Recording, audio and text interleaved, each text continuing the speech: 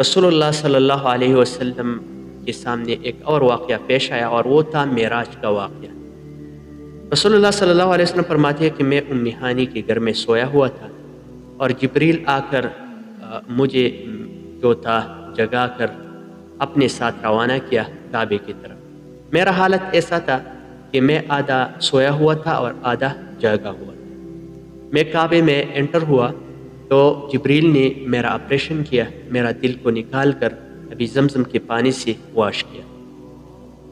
تو اس کے بعد جو تھا ایک براق آ کر میرے سامنے کھڑا ہوا۔ براق کا شکل ایسا تھا کہ گدھے سے اس کا ہائٹ جو تھا وہ تھوڑا اونچا تھا، اور خچر سے اس کا ہائٹ جو تھا وہ تھوڑا چھوٹا سا تھا۔